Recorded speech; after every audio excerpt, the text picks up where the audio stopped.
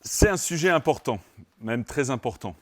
Donc, ce soir, ça va être... enfin, moi, j'ai préparé une étude biblique très longue, très profonde. On en a pour au moins 1 heure de lecture. J'ai travaillé au moins 30 heures sur cette classe, si ce n'est pas plus. Je sais que beaucoup de personnes étudient ce sujet un peu partout. Le sujet de la sexualité, du péché sexuel et de l'homosexualité, et puis juste l'immoralité sexuelle en général dans les églises. Il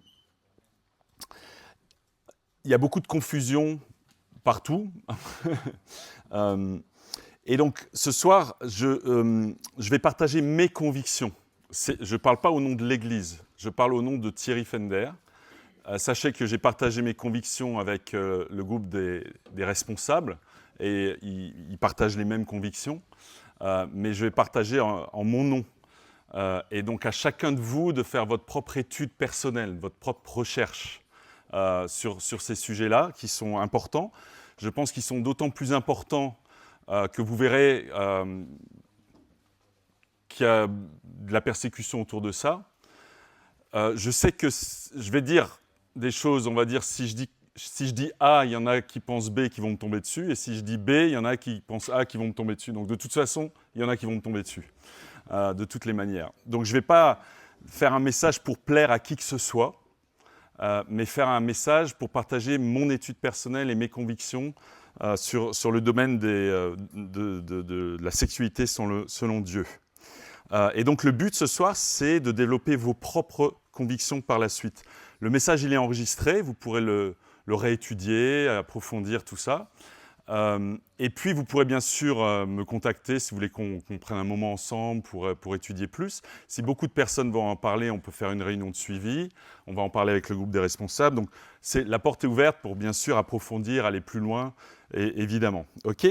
Donc, le plan paraît tout simple. La sexualité selon Dieu, comment définir le péché et qui décide ? Donc, on va parler surtout de Jésus des évangiles, des apôtres et du Nouveau Testament. On va bien sûr parler aussi de l'Ancien Testament, mais voilà le plan simple pour ce soir. OK ? Alors, de quoi parle-t-on et de quoi ne parle-t-on pas ? Et ça, c'est important de le préciser. Et je vais lire le passage où Paul il parle aux chrétiens de Corinthe, et il dit, voilà, « Je vous ai écrit dans ma lettre de ne pas entretenir de relations avec ceux qui vivent dans l'immoralité sexuelle. Je ne parlais pas d'une manière absolue des gens de ce monde qui vivent dans l'immoralité ou sont toujours désirés de posséder plus, voleurs, idolâtres, autrement il vous faudrait sortir du monde. En fait, ce que je vous ai écrit, c'est de ne pas entretenir de relations avec quelqu'un qui, tout en se disant votre frère, vit dans l'immoralité sexuelle. Et toujours désireux de posséder plus, idolâtre, calomniateur, ivrogne, etc. Et pas même manger avec un tel homme. Est-ce à moi, en effet, de juger les gens de l'extérieur ? N'est-ce pas ceux de l'intérieur que vous devez juger ? Les gens de l'extérieur, Dieu les jugera. Chassez le méchant du milieu de vous. Donc, qu'est-ce que Paul dit là ? Il dit, moi, je ne vais pas parler du monde, de la société, c'est pas ça le sujet. Le sujet, c'est l'Église. C'est qu'est-ce qui se passe dans l'Église. Et je tiens à dire que moi, j'ai plein d'amis qui ne sont pas dans l'Église, qui vivent en couple, mariés, pas mariés. J'ai des amis qui sont en couple homosexuel, qui sont des très bons amis, pour qui j'ai le plus grand respect, amitié. J'ai des amis qui ont énormément aidé mes parents. Et on n'est pas en train de parler de ce qui se passe dans la société, dans la mesure, les gens font ce qu'ils veulent, dans la mesure où ils respectent la loi. Mais on ne va pas parler de la loi de la société, ce n'est pas notre rôle en tant que chrétien. Notre rôle, c'est de parler de l'Église et qu'est-ce qui se passe dans l'Église, ok ? Donc, on ne va pas parler d'aller changer la société, d'accord ? Pas du tout, on doit juste la respecter, la société, et qui a ses lois, et on les respecte, ok ? Après, je vais lire le premier passage un des premiers passages qui m'avait choqué quand j'ai étudié la Bible il y a 37 ans. Alors, on le trouve en Galates, mais aussi en Corinthiens. Donc voilà, il dit « Ne savez-vous pas que les injustes n'hériteront pas du royaume de Dieu ?» Donc c'est Paul, ne vous y trompez pas, ni ceux qui vivent dans l'immoralité sexuelle, ni les idolâtres, ni les adultères, ni les travestis, ni les homosexuels, ni les voleurs, ni les hommes toujours désireux de posséder plus, ni les ivrognes, ni les calomniateurs, ni les exploiteurs n'hériteront du royaume de Dieu. Mais c'est là ce que vous étiez, certains d'entre vous, mais vous avez été lavés, vous avez été déclarés saints, vous avez été déclarés justes au nom du Seigneur Jésus et par l'Esprit de notre Dieu. j'aimerais d'abord mettre l'accent sur « c'est là ce que vous étiez, certains d'entre vous, mais vous avez été lavés ». Personnellement, et je vais parler plus de moi que des autres, j'étais dans tout ça. On va surtout se concentrer sur la sexualité et pas les autres termes, désirer de posséder plus, etc. Ça, on l'a déjà fait. Mais on va surtout se concentrer sur le terme immoralité sexuelle, porneia, on va en parler beaucoup ce soir. Mais moi, à 8 ans, j'ai eu un abus d'un adolescent sur moi, sexuellement. À 12-13 ans, j'étais dans un collège de garçons et j'ai découvert la sexualité avec un copain de classe. À 16 ans, j'avais une copine, on a commencé à avoir des rapports. À 19 ans, j'étais en couple et j'ai eu un autre abus de quelqu'un d'autre. À 20 ans, j'étais en couple, mais je commençais à être infidèle et j'étais infidèle plusieurs fois. Et à 21 ans, j'ai rencontré Dieu, Jésus, l'Évangile, et l'Évangile m'a changé. Mais ce que je veux dire par là, c'est que moi, j'ai subi des péchés sexuels de différentes personnes, et j'ai fait subir à différentes personnes aussi. J'ai subi le mal, et j'ai fait subir le mal aussi. Je sais que d'autres personnes ont eu bien pire, ont subi des viols, ont subi des abus, ont subi plein de choses. Ce domaine est un domaine dévastateur. J'ai 2 amis qui se sont suicidés à cause de l'immoralité sexuelle. Donc c'est un domaine grave, profond, important, et c'est pour ça que la Bible en parle énormément. Des dépressions, etc. etc. Il y a une psychiatre aux États-Unis qui est dans les universités, dans une université américaine, et qui dit ce que je prescris le plus à l'université, c'est des pilules contraceptives et ensuite des antidépresseurs. Et c'est souvent lié. Il y a beaucoup de confusion dans ce domaine, beaucoup de mal qui est fait, et beaucoup de confusion chez les chrétiens aussi. Et pourtant, on sait qu'au fond de nous, il y a des lois morales.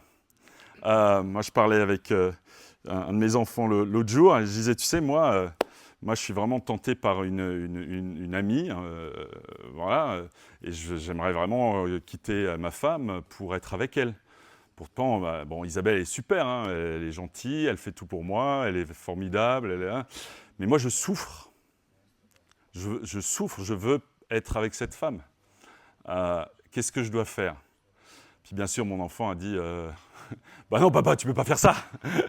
Je dis mais pourquoi? Je vais pas souffrir pendant 30 ans quand même en voyant cette femme tous les jours. Et bien sûr qu'au fond, on ressent que non, c'est pas juste de quitter ta femme pour des sentiments amoureux comme ça. On sait que c'est dans la loi morale quelque part que Dieu a créé. Et donc là, beaucoup de gens souffrent, mais c'est pas parce qu'on souffre que c'est forcément juste de faire quelque chose pour soulager notre souffrance. Donc il y a beaucoup de confusion dans le monde chrétien aussi, j'ai tout entendu.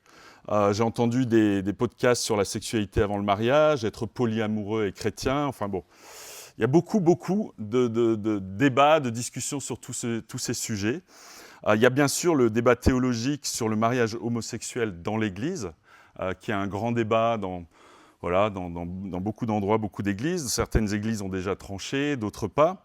Alors, j'ai pas lu tous ces livres, mais c'est pour vous montrer un peu une panoplie de livres que vous pouvez lire sur ces sujets. Donc, il y a des livres qui restent plutôt d'un point de vue traditionnel. On va appeler ça traditionnel ou conservateur, bref. Il y a des livres qui sont un peu entre les deux, et puis des livres, donc tout ça c'est des livres de théologiens, on va dire, de pasteurs, théologiens, qui sont plutôt d'un point de vue révisionniste, c'est-à-dire on doit accepter et pratiquer le mariage homosexuel dans l'Église. Il y a des débats sur Internet. Moi, j'ai lu plusieurs livres, je vais vous dire ça tout à l'heure. Donc là, un gars qui s'appelle Matthew Vines, avec quelqu'un qui est contre sa position, qui s'appelle Sean McDonnell. Donc vous pouvez écouter beaucoup de débats, moi j'en ai écouté quelques-uns. Il y a de la souffrance partout. Là, ce sont des personnes qui étaient des anciens activistes LGBT, qui sont devenus chrétiens, qui revendiquent le droit au changement, et qui disent nous aussi, on souffre de ne pas pouvoir témoigner de notre changement, parce qu'aujourd'hui, on n'a plus trop le droit de témoigner de ce changement.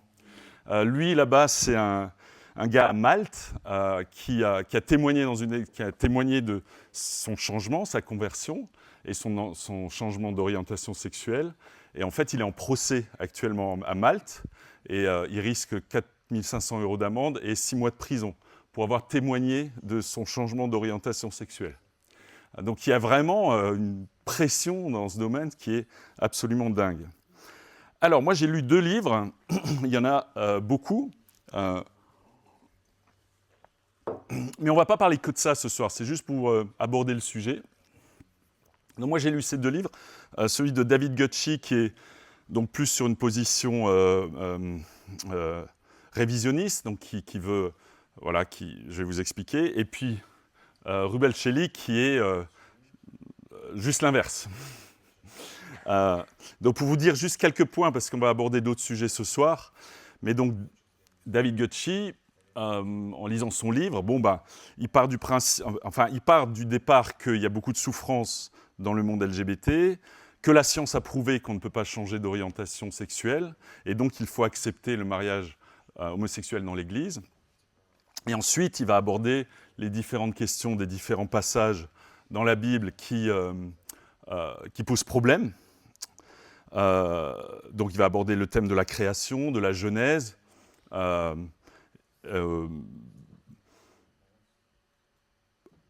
Est-ce qu'on peut vraiment faire confiance dans la Genèse ?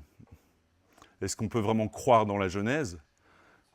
Beaucoup de gens disent non, mais la Genèse, on ne peut pas y croire. Donc lui, il va aborder cette question de la Genèse. Ensuite, il va aborder la question des passages dans le Lévitique, la Torah, donc les passages en Lévitique 18 et 20.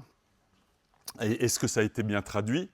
Est-ce qu'on peut faire confiance ou accepter que la Torah vient de Dieu, vu qu'il y a tellement de justice punitive, mise à mort, etc.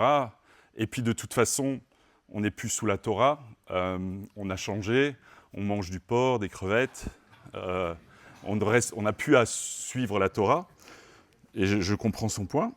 Et ensuite, il va aborder les 3 passages qui parlent donc de ce terme qui a été traduit par homosexuel, mais le fameux terme arsène coites, on va en parler plus. Voilà, il dit, est-ce que vraiment la traduction est la bonne ? Est-ce que l'interprétation de ce terme est le bon ? Voilà, et puis à la fin, il dit on devrait changer notre position dans l'Église et accepter le mariage homosexuel et se repentir. Et il va très fort à la fin. Il dit que les églises qui ne font pas ça, on est comme les pharisiens au temps de Jésus, ou ceux qui n'ont pas compris que l'esclavage c'est terminé, etc. Et puis ensuite, Rubel Shelly, il va reprendre point par point David Gutsche et il va réfuter chacun de ces points, point par point. Donc, vous lisez les 2 livres, il y a 500 pages au total, et à la fin, on dit « Ok, finalement, qu'est-ce que je crois ?» Parce qu'il va réfuter tout ça. Donc, revenons au thème de ce soir, sur porneia, l'immoralité sexuelle. Donc, c'est un terme qu'on voit 35 fois dans le Nouveau Testament, ce fameux terme porneia qui a été traduit par immoralité sexuelle dans notre Bible. Donc Jésus, il le dit bien sûr, c'est du cœur que viennent les mauvaises pensées, les meurtres, les adultères, l'immoralité sexuelle. Fuyez l'immoralité sexuelle, tout autre péché qu'un homme commet est extérieur à son corps. J'en mets que 4, mais il y en a 35, donc vous pouvez tous les lire. Vous le savez bien, en effet, aucun être immoral, impur ou toujours désireux de posséder plus, c'est-à-dire idolâtre, n'a d'héritage dans le royaume de Christ et de Dieu. Et puis, à la fin de l'Apocalypse, quant aux lâches, aux incrédules, aux meurtriers, etc., ceux qui vivent dans l'immoralité sexuelle, etc., leur part sera dans l'étang ardent de feu, de soufre, c'est la seconde mort. Donc, les conséquences, elles sont fortes. Et on voit que Dieu, il dit clairement, ce que Dieu veut, c'est que vous vous absteniez de l'immoralité sexuelle. Donc ce soir, le but pour moi ce soir, c'est d'essayer de comprendre c'est quoi ce terme immoralité sexuelle et qu'est-ce qui est englobé dans l'immoralité sexuelle, en fait. C'est le porneia, voilà, finalement, c'est quoi Donc, je propose une petite prière. C'est bien de toujours prier, surtout quand on aborde ces sujets-là. On a déjà prié, mais j'aimerais prier encore plus. Seigneur, merci pour cette soirée. Merci d'être avec nous ce soir, que ton esprit soit avec chacun de nous. Seigneur, aide-nous à chercher et à comprendre ta volonté. Ce n'est pas toujours facile, Seigneur, mais on veut vraiment faire ta volonté. On veut te plaire, Seigneur, on veut faire ce qui est juste. On ne veut pas fermer la porte à qui que ce soit et ni l'ouvrir aussi à n'importe quoi. Et Seigneur, on te prie que tu nous aides à être profond, à chercher vraiment à te comprendre dans ta parole et comprendre ta parole. Et Seigneur, on te prie tout ça dans le nom de Jésus. Amen. Donc, la question qu'on va d'abord se poser, c'est comment définir le péché et qui décide ? Alors, j'ai mis cette photo. Pourquoi ? Parce que on sait qu'en tant que chrétien, tous les chrétiens vont dire que Jésus, il est le centre de notre vie, c'est lui qu'on veut suivre, c'est lui qu'on veut, voilà, on veut être ses disciples. Mais après, on va entendre beaucoup de choses. Donc, certains vont dire, non mais moi, je ne vais croire que les paroles de Jésus dans l'Évangile. Ou alors, moi, je ne vais croire que les Évangiles. Ou alors, moi, je suis juste du Nouveau Testament, mais pas de l'Ancien Testament. Ou alors moi, ma foi, elle est vraiment basée sur la Torah. Et puis oui, Jésus aussi. Et puis, on ne sait plus trop, en fait, comment interpréter la Bible.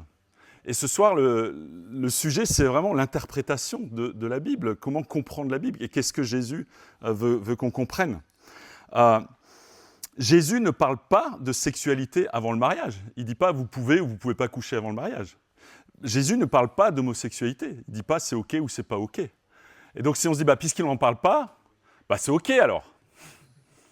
Mais il ne parle pas non plus de nécrophilie ou de mariage entre frères et sœurs, ou d'inceste, ou de bestialité. Enfin, donc c'est OK. Non, c'est pas parce que il n'en parle pas que c'est OK, en fait. Et on va voir que ça va... Il va beaucoup plus loin que ça.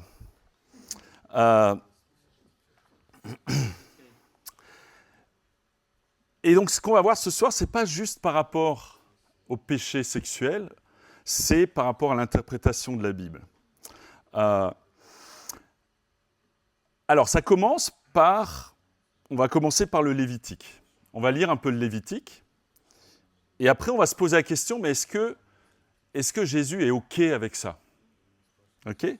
Donc le Lévitique chapitre 18, c'est le chapitre qui parle de, on va dire, de la morale sexuelle. Donc, alors voilà, Moïse transmet ses instructions aux Israélites, je suis l'Éternel, votre Dieu, vous ne ferez pas ce qui est en Égypte, vous avez habité, etc. Ensuite, il va attaquer au verset 6, et on va lire à partir du verset 6. « Aucun de vous ne s'approchera d'un membre de sa proche parenté pour dévoiler sa nudité. Je suis l'Éternel. Tu ne dévoileras pas la nudité de ton père, ni celle de ta mère, ni c'est ta mère.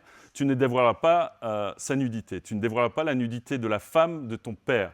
C'est la nudité de ton père.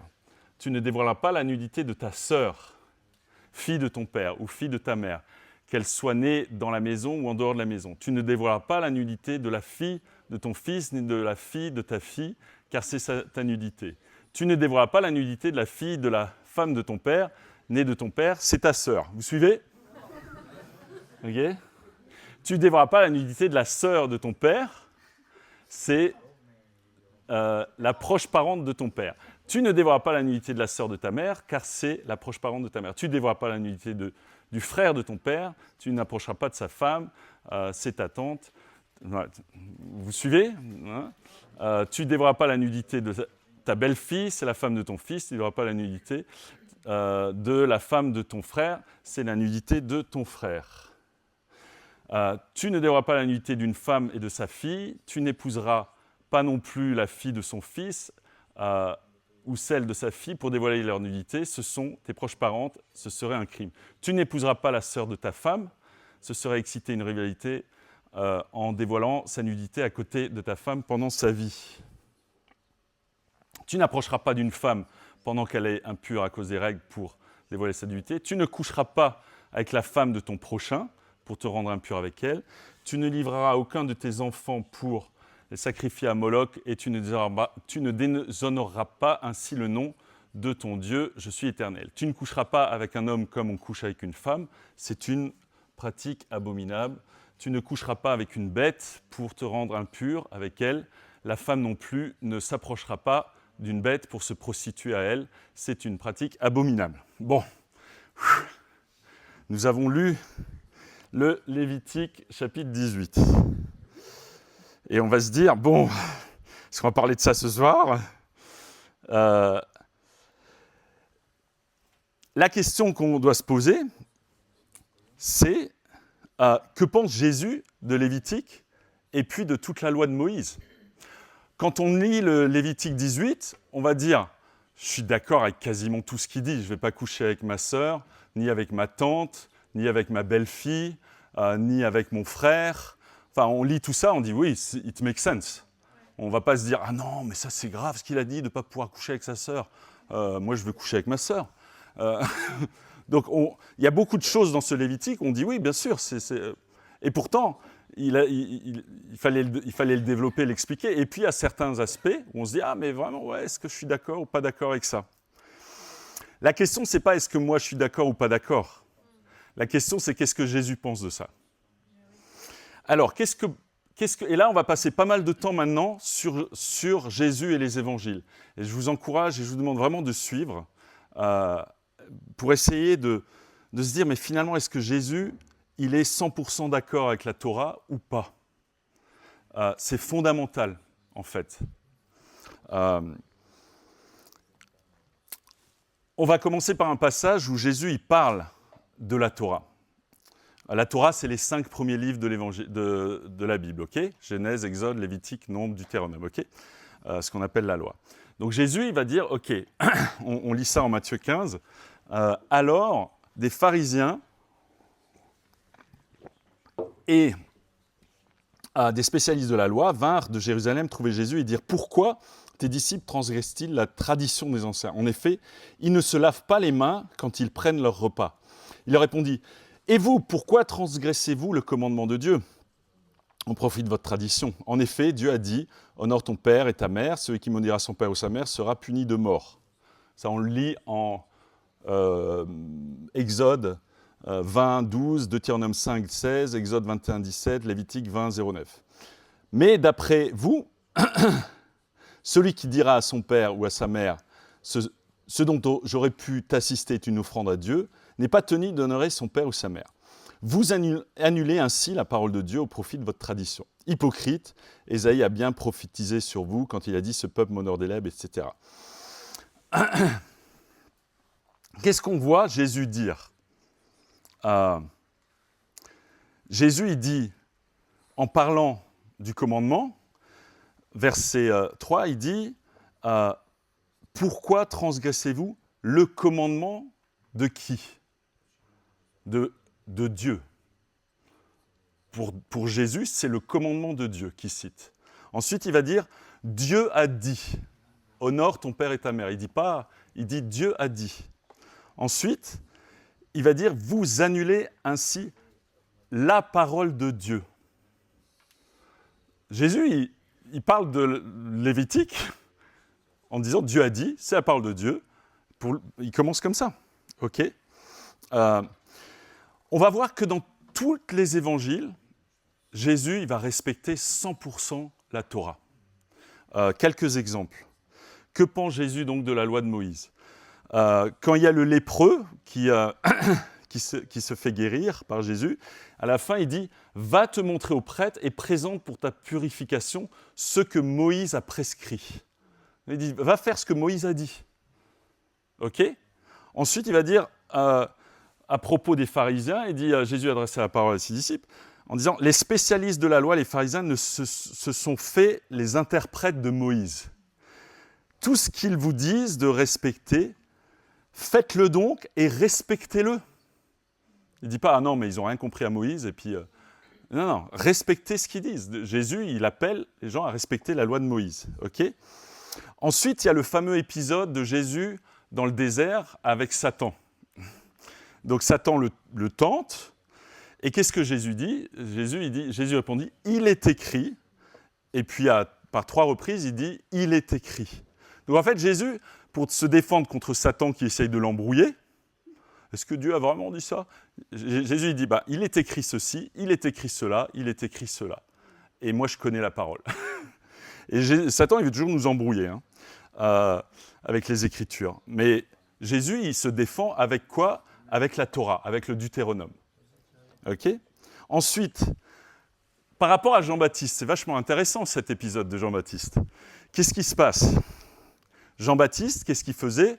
Il appelait les gens à se repentir et à faire quoi ? À se soumettre à la Torah. Par rapport à Hérode, Hérode avait fait arrêter Jean. Il avait enchaîné et mis en prison à cause d'Hérodiade, la femme de son frère Philippe. Car Jean lui disait, il ne t'est pas permis de l'avoir pour femme. On vient de le lire en Lévitique 18, si vous l'avez lu et compris. Donc Jean-Baptiste, il dit à Hérode, il ne t'est pas permis de l'avoir pour femme. Et qu'est-ce qui se passe après ? Il se fait décapiter. Jean-Baptiste, il était sérieux avec la Torah. Et après sa mort, qu'est-ce que Jésus a dit ? Il a dit, mince, c'est ballot, JB, il n'a pas compris le Lévitique. Et de toute façon, je vais l'annuler après ma mort. Non, il n'a pas dit ça, Jésus. Qu'est-ce qu'il a dit de Jean-Baptiste ? Il a dit, je vous dis en vérité, parmi ceux qui sont nés de femmes, il n'est venu personne de plus grand que Jean-Baptiste. Parce que Jean-Baptiste, il faisait respecter la Torah. Jésus dit, il est incroyable ce gars. Qu'est-ce que Jésus pense sur Moïse ? Parce que, on va lire. Qu'est-ce qu'il pense de Moïse ? Jésus, parce que j'ai tout entendu sur Moïse. Moïse, il n'a pas existé, Dieu n'a pas vraiment parlé à Moïse, les gens, ils n'ont pas compris Moïse. J'ai tout entendu sur Moïse. Qu'est-ce que Jésus dit sur Moïse ? Il dit en Jean, il dit, si vous croyez Moïse, vous me croiriez aussi, puisqu'il a écrit à mon sujet. Mais si vous ne croyez pas à ses écrits, comment croirez-vous à mes paroles ? Il dit, si vous ne croyez pas Moïse, vous n'allez pas me croire non plus. En Jean, il dit, donc Philippe il rencontre Nathanaël, il dit, nous avons trouvé celui que Moïse a décrit dans la loi. Il connaissait bien la Torah. Nathanaël et Philippe. Il dit, il ressemble vraiment à celui que Moïse a décrit dans la loi. On pourrait faire toute une étude là-dessus. En Luc, quand Jésus ressuscite, il rencontre les frères d'Emmaüs, et puis il leur explique, commençant par les écrits de Moïse et continuant par ceux de tous les prophètes, il leur expliqua dans toutes les Écritures ce qui le concernait. Jésus, il prend les écrits de Moïse, il dit, il a parlé de moi. Et voilà d'ailleurs tout ce qu'il a dit sur moi. Et voilà tout ce qu'il y a dans la Torah sur moi. Et puis avant la mort de Jésus, il y a un événement vraiment important qui se passe. C'est l'événement de la transfiguration. Et la transfiguration, qu'est-ce qui se passe ? Il y a Jésus qui monte avec ses 3 apôtres sur une montagne et il est transformé, il devient tout blanc, plus blanc que la meilleure lessive que vous avez. Son visage resplendit comme le soleil, ses vêtements devinrent blancs comme la lumière. Et voici que Moïse et Élie leur apparurent, ils s'entretenaient avec lui. Jésus, il s'entretient avec Moïse et Élie. Et bien sûr, pendant l'entretien, Jésus, il a dit à Moïse, « T'as rien compris, gars, à ce que je t'ai expliqué sur la montagne. » Non ! Il y a un respect absolu entre Moïse, Élie, Jésus et les disciples. Et Dieu, il parle à ce moment-là, il dit, « Celui est mon fils bien-aimé, écoutez-le. » Jésus, il est très clair avec la loi de Moïse.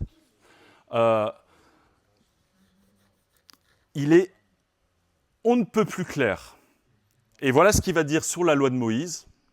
« Ne croyez pas que je sois venu pour abolir la loi ou les prophètes. Je suis venu non pour abolir, mais pour accomplir.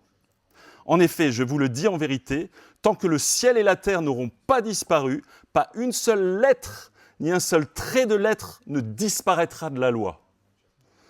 Avant que tout ne soit arrivé. Celui donc qui violera l'un de ces plus petits commandements et qui enseignera aux hommes à faire de même sera appelé le plus petit dans le royaume des cieux, mais celui qui les mettra en pratique et les enseignera aux autres, celui-là sera appelé grand dans le royaume des cieux. » En effet, je vous le dis, si votre justice ne dépasse pas celle des spécialistes de la loi et des pharisiens, vous n'entrerez pas dans le royaume des cieux. Donc qu'est-ce que Jésus dit là? Il dit, je ne suis pas venu abolir la loi. La loi, elle est toujours d'actualité. Je suis même venu l'accomplir. Et accomplir, c'est traduit, ce mot pléro, accomplir, c'est traduit 90 fois. Ça apparaît 90 fois dans le Nouveau Testament. Et c'est traduit soit par remplir, parfaire, compléter, rendre parfait, soit par accomplir les Écritures, accomplir les prophéties. Donc Jésus, il commence le sermon sur la montagne, il dit « Attendez, je vais vous faire un sermon, mais moi je ne suis pas venu pour abolir la loi, je suis venu pour l'accomplir, pour la compléter. Je vais la compléter. » Et ensuite, il enchaîne, il dit « Vous avez entendu œil pour œil, dent pour dent, mais moi je vous dis ça. » Il va enchaîner justement sur le thème qui nous concerne ce soir. Il va dire « Vous avez appris qu'il a été dit « Tu ne commettras pas d'adultère. » Lévitique 18, 17, je ne sais plus. Mais moi je vous dis, tout homme qui regarde une femme pour la convoiter a déjà commis un adultère avec elle dans son cœur. Si ton œil droit te pousse à mal agir, arrache-le, etc. Donc Jésus, il va compléter la loi morale et la rendre encore plus profonde, presque encore plus difficile, en fait. Et Jésus, ensuite, il reprend un certain nombre de lois de la Torah et les complète, et les approfondit. Qu'est-ce qu'il dit? On va lire encore un ou deux passages. « Tout ce que vous voudrez que les hommes fassent pour vous, vous aussi faites-le de même pour eux, car c'est ce qu'enseignent la loi et les prophètes. » Et il revient tout le temps sur la loi et les prophètes. Et puis, en Jean 19, après la résurrection, « Cela est arrivé afin que ce passage de l'Écriture soit accompli. Aucun des œufs ne sera brisé. » Et ça on a au moins 70 prophéties, et certains parlent d'aller jusqu'à même 300 prophéties de la Torah, de l'Ancien Testament, qui se sont accomplies dans la vie de Jésus. Donc Jésus, il reprend la Torah, il la complète et il la termine. Christ est la fin de la loi. Est-ce que ça veut dire que la loi, c'est fini? Ah ben c'est fini, Christ est la fin de la loi. Non, il finit la loi, il la termine. Il la complète, il dit la loi maintenant morale, elle est complète. Et Jésus, il confirme toutes les lois de la Torah. Ce qu'il faut comprendre, c'est que Jésus, il est le seul juif et le seul être humain qui a vécu à 100% la Torah, qui a obéi à 100% de toutes les règles de la Torah. C'est assez fou. Presque le seul vrai juif, quoi. Et il va compléter et il va parfaire la loi par quelque chose de nouveau. Jean, il l'explique au début de l'Évangile. Il dit en effet, la loi a été donnée par Moïse, la loi a été donnée à travers Moïse, mais la grâce et la vérité sont venues à travers Jésus-Christ. La loi a été donnée à travers Moïse, mais Jésus, il a rajouté la grâce et la vérité. Est-ce qu'il a annulé la loi pour autant? Non. Et on voit bien, ce qui est écrit ici dans l'exemple de la femme adultère. Qu'est-ce qui se passe dans l'exemple de la femme adultère? Les gens, ils ramènent la femme, ils disent « Moïse, dans la loi, qu'on a lue, nous a ordonné de lapider de telle femme. Toi donc, que dis-tu » Et Jésus, il a répondu « Moïse avait tort. » Non. Il ne répond pas ça. Il répond que celui d'entre vous qui est sans péché jette le premier la pierre. Il dit oui, elle a péché, mais vous aussi. Et donc ils partent. Et puis ensuite, il dit à la femme, moi non plus je ne te condamne pas, je te fais grâce. Et puis ensuite, il lui dit la vérité, va et désormais ne pêche plus. Jésus, il accomplit la loi, la grâce et la vérité. Et dans le Nouveau Testament, on peut dire qu'il passe d'une justice punitive, on va dire quasiment, pas tout le temps, mais une justice punitive qui était vraiment présente dans la loi, à une justice restaurative. On va donner une nouvelle chance, on va donner un nouveau départ, et on va voir que la punition, elle devient vraiment 100% spirituelle. Mais il y a aussi une justice punitive dans l'Évangile. Elle est là. quand Jésus il retrouve la personne qu'il avait guérie, il dit « Ne pêche plus de peur qu'il ne t'arrive quelque chose de pire. » Il va t'arriver un truc pire si tu ne te repens pas. Il dit si vous ne changez pas d'attitude, vous périrez tous de même. Jésus, il parle de la justice punitive. Simplement, on sait qu'elle va être spirituelle. La conséquence du péché, c'est toujours la mort, mais ici, la mort spirituelle. Jésus, il est clair avec la loi de Moïse, il est même très clair. Jésus n'a jamais contredit les 5 livres de la Torah. Il peut dire, comme les psalmistes, vous savez, quand vous lisez les psaumes, la loi de l'Éternel est parfaite. Ça a été écrit par David, 800 ans avant Jésus. Jésus pouvait dire la même chose, la loi de l'Éternel est parfaite. De quelle loi il parle, le psaume? De la loi de Moïse. Tes instructions sont entièrement vraies. Donc je vais dire un truc là. Si Dieu n'a pas parlé à Moïse, alors vous pouvez mettre la Bible à la poubelle et passer à autre chose.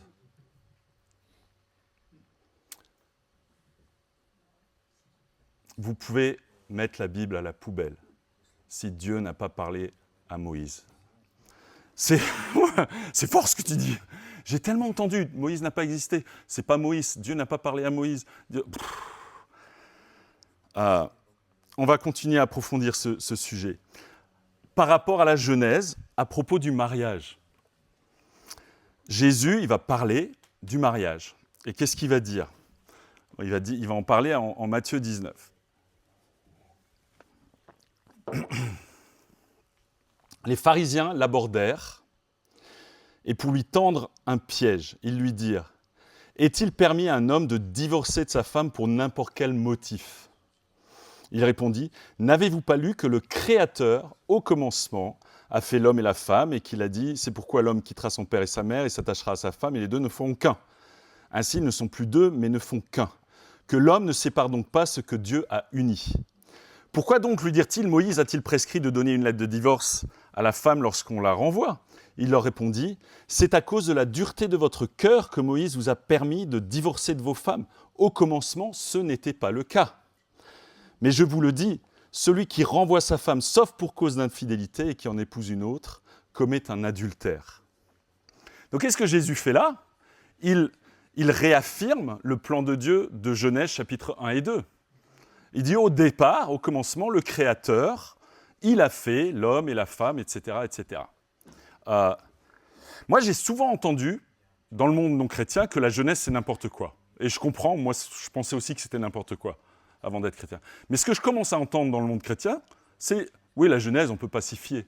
C'est bizarre, la Genèse. On ne peut pas vraiment y croire.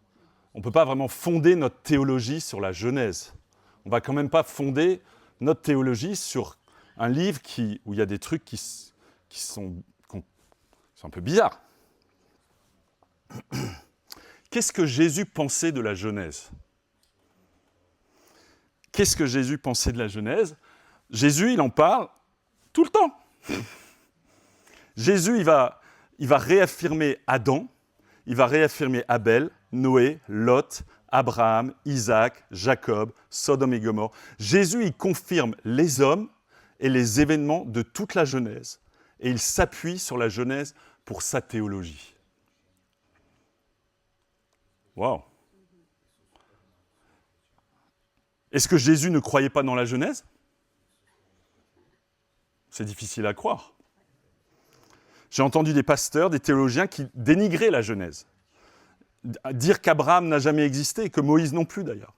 Et dénigrer le Lévitique et la Torah. Jésus n'a laissé planer aucun doute. Pour lui, ça s'est réellement passé. Ce ne sont pas des fables bien conçues pour épater le peuple juif. Moi, c'est ma décision, c'est mon choix. Moi, j'ai choisi de croire en Jésus qui croyait dans la Genèse. À chacun de choisir en qui il veut croire. Mais moi, j'ai choisi de croire en Jésus qui croyait dans la Genèse. Et je me souviens très bien quand j'avais fait une de mes premières études quand j'étudiais la Bible pour devenir chrétien, je disais, ah mais la Genèse c'est bizarre. Et le gars qui m'enseignait la Bible, il disait, ouais mais Jésus il y croit dans la Genèse. Je fais oh mince, qu'est-ce que je vais dire à ça? et ça m'a ouvert les yeux sur peut-être que c'est pas débile la Genèse. Donc revenons à ce qu'il a dit par rapport à l'ordre créationnel. Il dit n'avez-vous pas lu que le Créateur au commencement a fait l'homme et la femme et qu'il a dit c'est pourquoi l'homme quittera son père et sa mère et s'attachera à sa femme et les deux ne feront qu'un. Ainsi ils sont plus deux, mais ils ne font qu'un, que l'homme ne sépare donc pas ce que Dieu a uni. Donc Jésus réaffirme sans aucune hésitation la Genèse, le plan de création. Il revient à Genèse chapitre 1 et 2 et pas aux exceptions de Moïse. Il ne dit pas « Ah ouais, on va faire comme Moïse, vous avez le cœur un peu dur, donc on va faire des exceptions. » Non, il revient au plan de départ. Et il nous appelle à s'y soumettre. Jésus revient à Genèse 1.2, pas aux exceptions de Moïse, il fait remonter la théologie sexuelle avant la loi et avant la chute de Genèse 3. C'est vraiment important ça. Voyons maintenant un peu le Nouveau Testament. On a beaucoup couvert Jésus. Voyons un peu le Nouveau Testament. Peut-être qu'eux, ils ont dit quelque chose de complètement différent. Alors, la première question que j'aimerais qu'on se pose, c'est Paul, quand il parle de la loi en Romains, de quelle loi parle-t-il quand il parle de la loi? À votre avis? Parce qu'il parle beaucoup de la loi en Romains. Et il va dire des choses très fortes sur la loi. Donc, on va lire.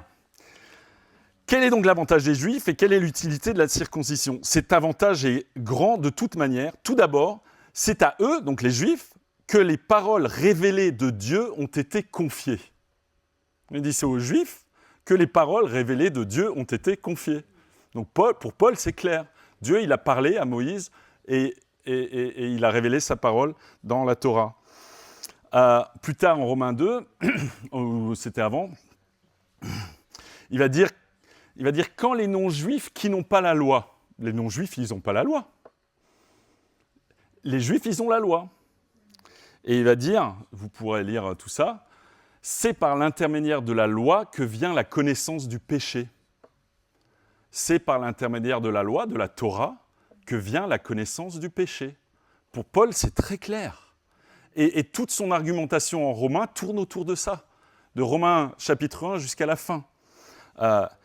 Et c'est une question très importante, et pour Paul, c'est très clair. Donc, quand Paul parle de la loi en Romains, de quelle loi parle-t-il? Il dit, nous confirmons la loi. Comme Jésus, il dit, on ne l'abolit pas, on la confirme. Et en plus, il y aura la loi de Christ en plus. Il dit, on confirme la loi. Et aux Galates, il leur dit, la loi a été le guide chargé de nous conduire à Christ. La loi nous a conduits vers Christ. Alors ça veut dire que, puisque maintenant on est dans la grâce de Dieu, de Jésus, et qu'on n'est plus sous la loi, donc on n'a plus à se soumettre aux lois morales de la loi. Et toute l'argumentation en Romains, Paul il dit, certainement pas. Il va dire, il va dire, quoi donc, allons-nous pécher parce que nous ne sommes plus sous la loi mais sous la grâce? Certainement pas. Bien sûr qu'on va respecter la loi. Bien sûr qu'on va respecter ce que Dieu a dit à Moïse. La loi est-elle péché? Certainement pas, mais je n'ai connu le péché que par l'intermédiaire de la loi. En effet, je n'aurais pas su ce qu'est la convoitise si la loi n'avait pas dit « tu ne convoiteras pas ». Donc il cite sans arrêt la loi, en fait. Lévitique, Exode, etc. Il dit ainsi donc la loi, elle est sainte et le commandement est saint, juste et bon. Waouh!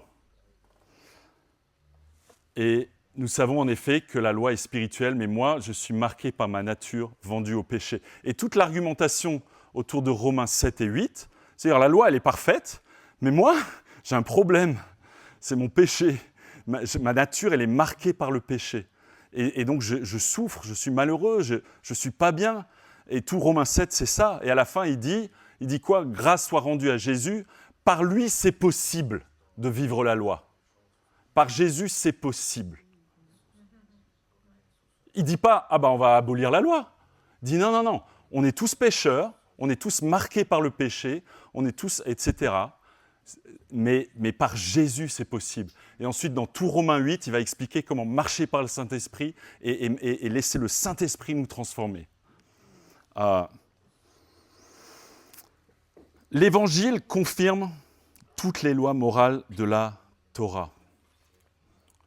Je vous encourage à étudier ça, c'est hyper important. C'est la base de notre foi chrétienne.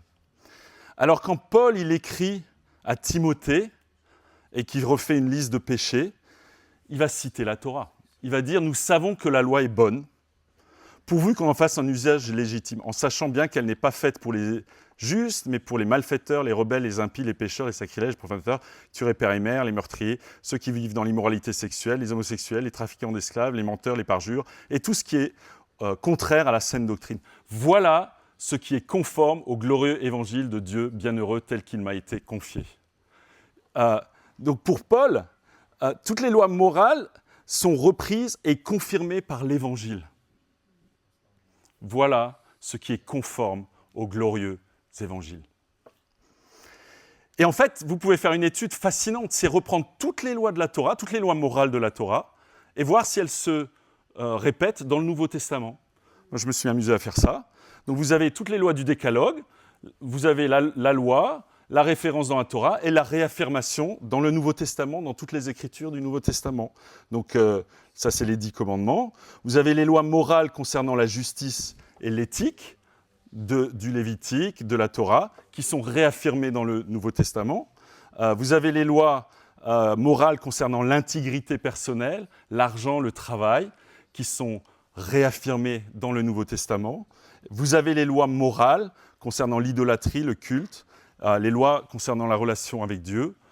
Toutes ces lois morales qui ont été données à Moïse par Dieu sont réaffirmées dans le Nouveau Testament. Et bien sûr, les lois morales sur la sexualité. Donc, le Nouveau Testament ne contredit jamais la Torah morale, il l'intensifie. Jacques, il va dire même, si vous accomplissez la loi royale d'après l'Écriture, tu aimeras ton prochain comme toi-même, vous faites bien. Et il cite Lévitique 19, verset 15. Partout, le Nouveau Testament affirme que Jésus a pleinement cru et respecté la Torah et les apôtres s'appuient constamment sur elle. Le Nouveau Testament contredit jamais, il l'intensifie. Alors le problème, c'est que beaucoup de chrétiens ne connaissent pas la Torah.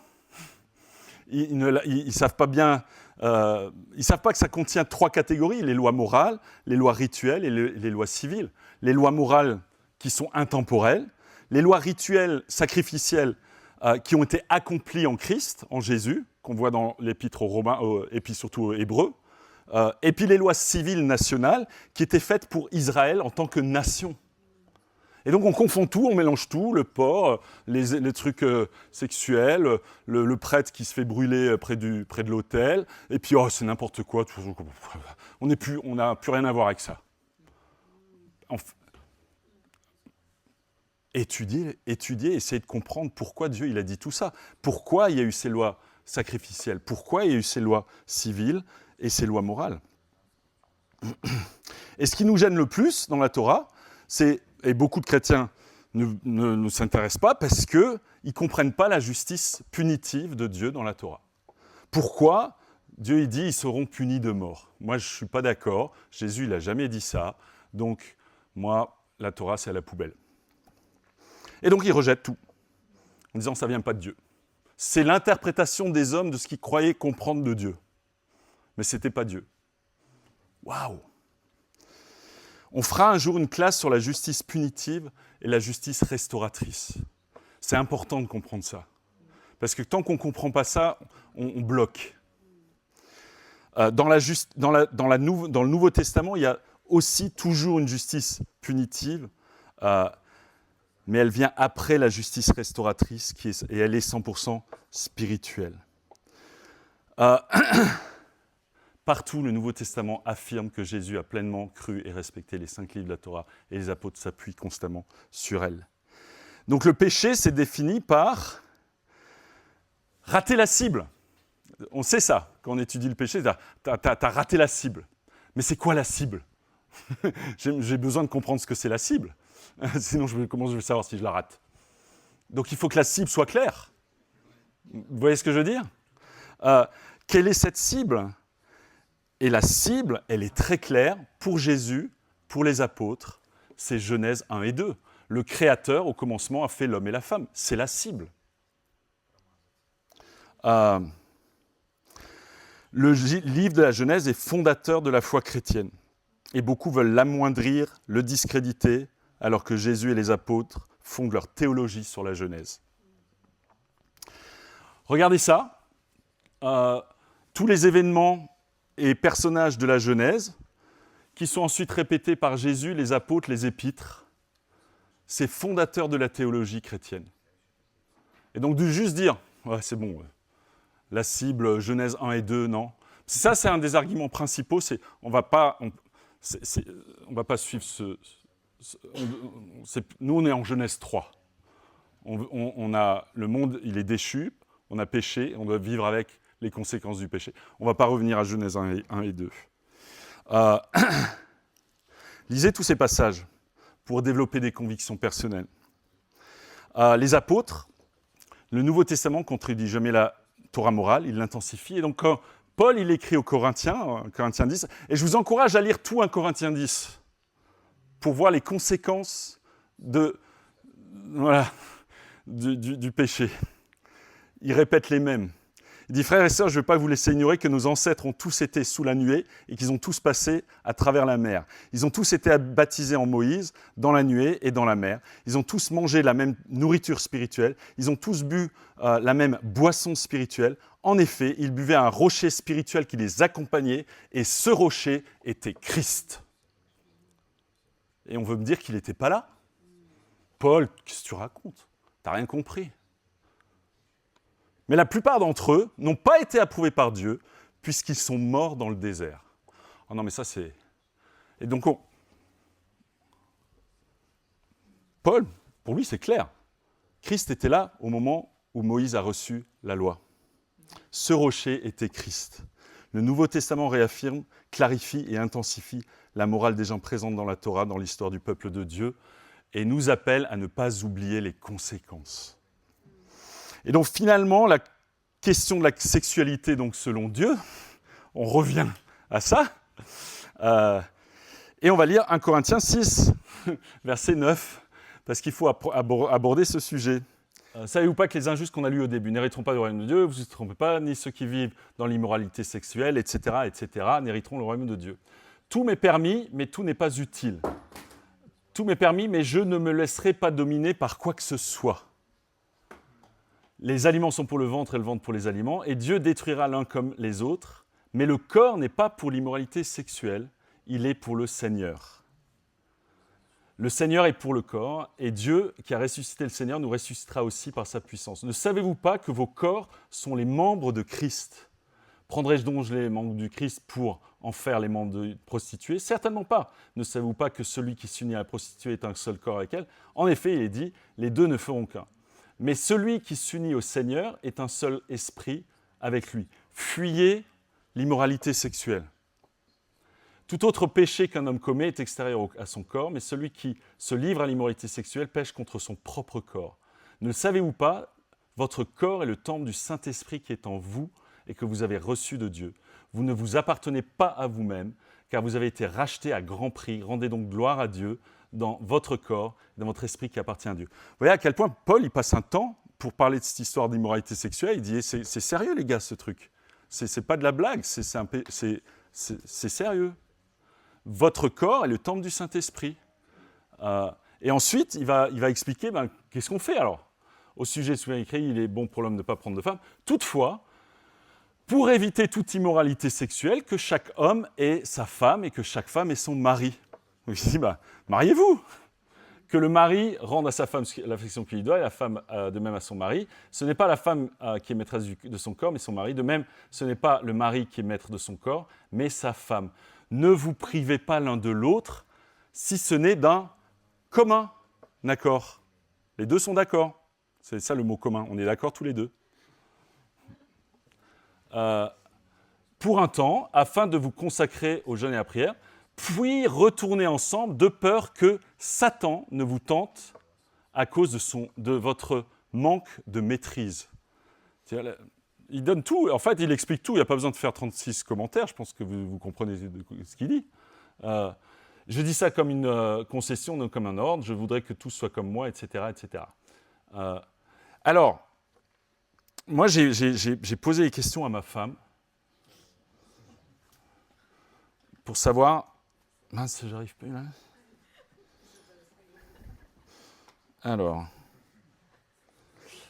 Alors, 1 Corinthiens 6.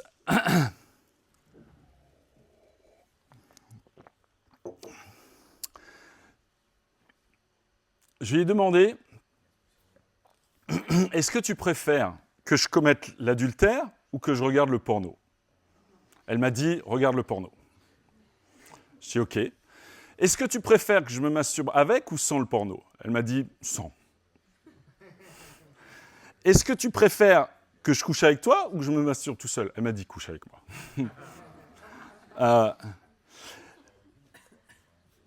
Est-ce que ça te blesse si je fais l'adultère ou le porno ou tout le reste? Ben oui, évidemment. Le péché, il blesse. Donc qu'est-ce qui est péché? Ben, tout ce qui va blesser la relation maritale. Et si je fais l'amour avec toi et je pense à une autre femme, ça te blesse? Vaut mieux pas que je lui dise. Et l'inverse. Si vous manquez de conviction par rapport au porno, lisez ce livre. Si vous luttez avec, tout le monde lutte avec, ça m'est arrivé aussi. Lisez ce livre. Alors, il développe le truc de Jésus sur « tu convoiteras pas en long, en large et en travers » et après, vous n'avez plus envie de convoiter.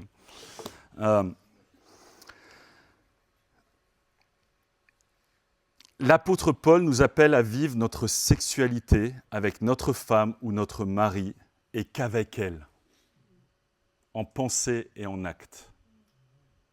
C'est aussi simple que ça, pornéia. Tout ce qui sort de ça, c'est pornéia. Alors, pour revenir à la question de l'homosexualité, juste quelques remarques sur les mots, et je vous laisse la joie de lire tous ces livres et de faire votre propre étude et votre propre recherche.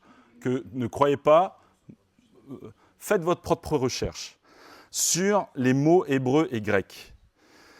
Lévitique 18, tu ne coucheras pas avec un homme, zakar, le mot homme, comme on couche avec une femme, isha, c'est une pratique abominable. Zakar est traduit 75 fois par mâle homme et 5 fois par mâle enfant, du contexte de la naissance d'un garçon. Isha, traduit 686 fois par femme ou épouse. Dans la Bible en hébreu, on lit littéralement, ça veut dire quoi? Et avec mâle tu ne coucheras pas, selon le lit d'une femme. En hébreu, et la version de la Septante, qui est la version grecque de l'hébreu, de l'Ancien Testament, on lit, vous pourrez le lire en grec, et avec mâle tu ne coucheras pas, comme on couche avec une femme. Ok. Faites votre recherche sur ces mots-là. Remarque sur les mots hébreux et grecs dans le Nouveau Testament, donc sur les passages en 1 Corinthiens 6 et 1 Timothée 1, arseno-koites, qui est composé de arsène et de koites, qui a été traduit de différentes manières. Arsène, qui veut dire homme, mâle. On le voit dans ces passages en Matthieu 19, Marc 16, à chaque fois c'est le mâle. Il les fit mâle et femelle, Dieu les fit mâle et femelle, etc.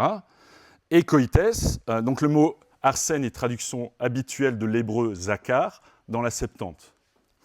Et koites, le lit, le coucher, que le mariage soit honoré de tous, et le lit conjugal, le koites, le coït, épargné par la souillure. Et Paul, il crée ce mot qui apparaît dans le Nouveau Testament, il n'apparaît pas dans d'autres livres grecs. Il compose ce mot à partir de arsène et koites. Donc Paul semble s'appuyer explicitement sur les formulations de Lévitique 18 et 20 dans la Septante, en combinant arsénos, mâle, et koites, pour créer un nouveau mot, arsénokoites, littéralement celui qui couche avec un mâle. Alors, le mot homosexualité n'a été inventé qu'en 1869 par un docteur allemand. Donc ce mot n'existait pas. Un peu comme arsénokoites, il n'existait pas avant. Donc c'est des mots qui sont inventés pour transmettre une pensée, transmettre une idée. Et donc Paul, il écrit aussi en Romains chapitre 1, verset 26, qu'on connaît et qui est un des passages les plus forts par rapport à ce thème. Il dit, c'est pour cette raison que... Vous lirez tout, je n'ai pas le temps de tout lire, hein, mais vous lirez tout vous-même, tout le chapitre 1. D'ailleurs, vraiment, lisez tout Romains, c'est vraiment une étude importante. C'est pour cette raison que Dieu les a livrés à des passions déshonorantes. Leurs femmes ont remplacé les rapports sexuels naturels par des relations contre nature. De même, les hommes ont abandonné les rapports naturels avec la femme et se sont enflammés dans leurs désirs les uns pour les autres. Ils ont commis homme avec homme des actes scandaleux et ont reçu en eux-mêmes le salaire qui méritait leur égarement. Lisez toutes les traductions, interprétations divergentes. Faites-vous votre opinion personnelle, parce que de toute manière, on sera persécuté pour ça. Donc il vaut mieux avoir des convictions dans un sens ou dans l'autre. Croyez bien que j'aimerais bien pouvoir dire autre chose, mais personnellement, je n'arrive pas à croire, après tout ce qu'on a vu concernant la loi, que Paul pense le contraire de ce qu'il écrit ici sur ce sujet. Et il a écrit un des plus beaux textes sur le mariage, en Éphésiens 5. Marie, aimez votre femme comme Christ a aimé l'Église. Il s'est donné lui-même pour elle afin de la conduire à la sainteté après l'avoir purifiée et lavée par l'eau de la parole. C'est ainsi que les maris doivent aimer leur femme comme leur propre corps. Celui qui aime sa femme s'aime lui-même. C'est pourquoi l'homme quittera son père et sa mère, s'attachera à sa femme. Les deux ne feront qu'un. Ce mystère est grand, je dis cela par rapport à Christ et à l'Église. Et donc Paul, il dit, les deux ne feront qu'un. C'est une union spirituelle et corporelle qui est fabuleuse, qui est incroyable. Paul, il réaffirme, comme Jésus, le plan créationnel de Dieu en Genèse 1 et 2. Et se marier, ça veut bien dire s'accoupler. Donc quand on entend par est-ce qu'on peut coucher ensemble avant le mariage ? En fait, quand tu couches ensemble, tu te maries. Donc c'est comme si tu disais, est-ce que je peux me marier avant de me marier ? Ça ne joue pas. Enfin, tu t'es marié là. Bibliquement, tu t'es marié à partir du moment où tu t'accouples. Et après, quand on s'accouple, il y a tout le jeu de la création de Dieu, les hormones qui nous attachent. Et on n'a pas le temps de faire une classe là-dessus, mais c'est hyper puissant en fait. Et c'est pour ça que des gens se suicident après, parce qu'ils étaient tellement puissants qu'ils ne supportent pas la séparation. Moi, j'ai 2 amis qui sont morts à cause de ça. C'est pas de la blague. Dieu, il a créé un truc hyper puissant, hyper fort.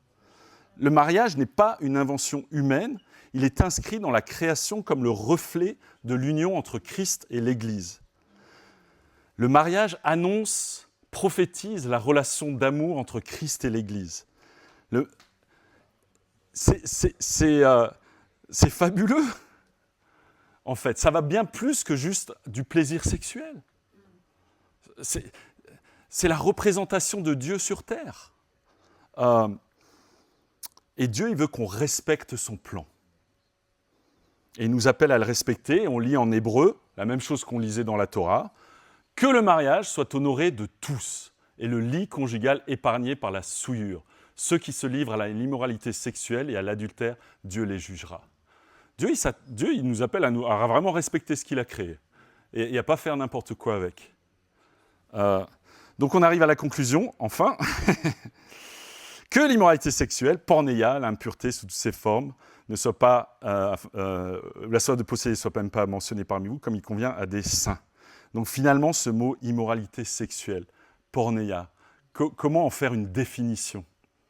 C'est un terme parapluie qui englobe tout Lévitique 18, plus que Jésus a dit. C'est un terme parapluie. Et moi, j'ai essayé de faire une définition, c'est ma propre définition de pornéia, à la fin de mon étude biblique sur ce sujet. Et je vous présente ma définition de pornéia. C'est toute activité sexuelle ou érotique volontaire, physique, émotionnelle ou mentale, pratiquée en dehors de l'alliance du mariage entre un homme et une femme telle que voulue par Dieu à la création et confirmée par Jésus et les apôtres. Voilà ma définition de pornéia. Et j'aimerais bien pouvoir dire autre chose. J'aimerais bien pouvoir dire c'est tout bon, tout est OK. J'aimerais bien pouvoir dire il n'y a pas besoin de se faire baptiser pour être chrétien.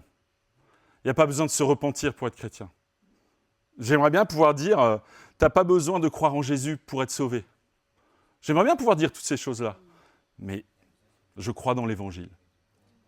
Je crois que Jésus est Dieu, que c'est lui qui a créé le monde, avec un ordre créationnel, avec des lois morales, et il nous appelle à le suivre pour notre bien, pour notre bonheur, pour notre joie et pour notre vie éternelle. La loi a été donnée à travers Moïse, la grâce et la vérité sont venues à travers Jésus-Christ. Dans notre monde postmoderne, on aimerait juste garder la grâce et se débarrasser de la loi et de la vérité. Ça nous dérange, ça. On n'aime pas, on n'a pas envie. Mais Jésus-Christ, il est le même hier, aujourd'hui et pour l'éternité. Il nous appelle finalement à l'amour. Romains 13, il dit que l'amour, c'est la fin de la loi.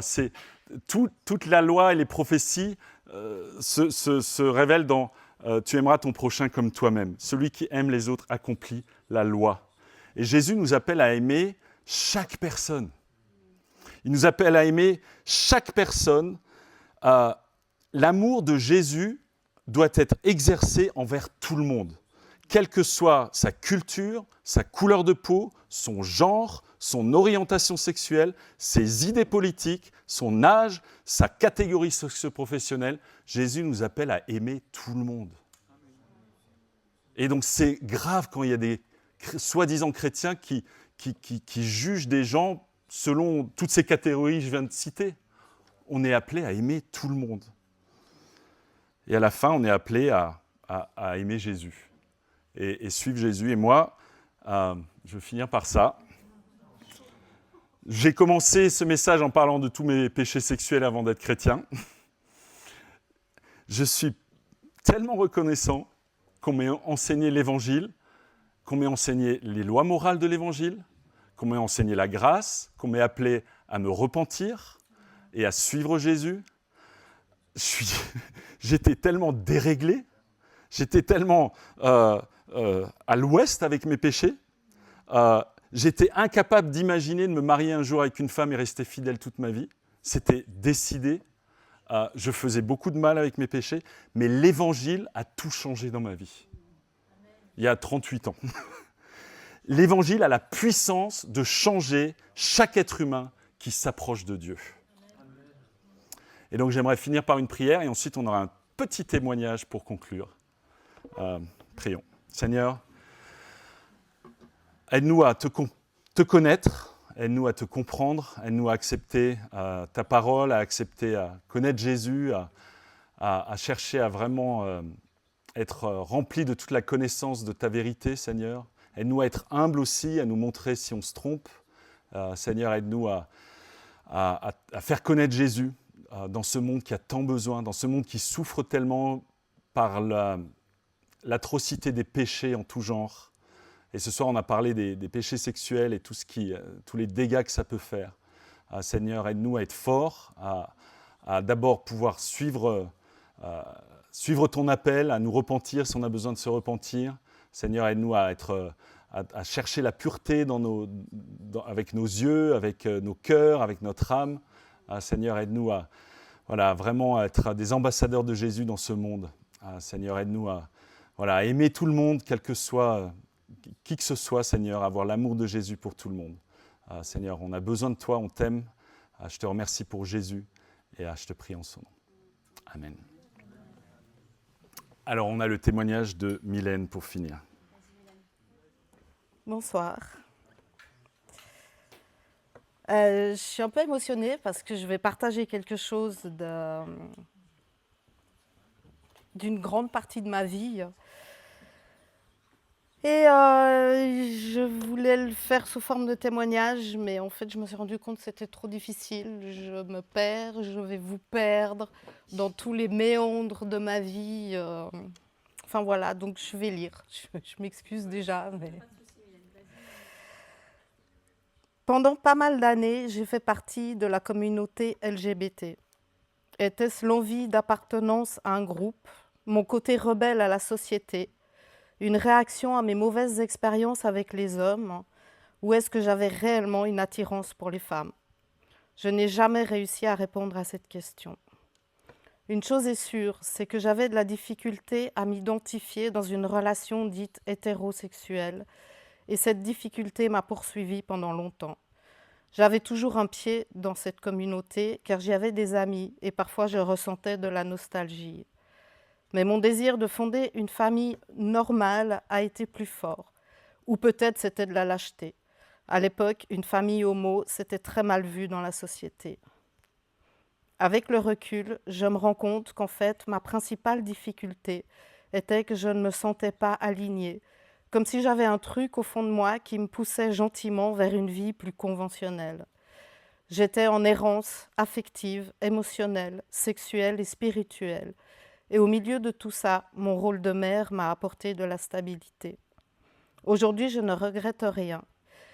Et en rencontrant Jésus, j'ai compris que ce truc au fond de moi, c'était la pensée d'éternité que Dieu met en chacun de nous. J'ai compris que le plan de Dieu pour nous est en totale harmonie avec sa création et son amour.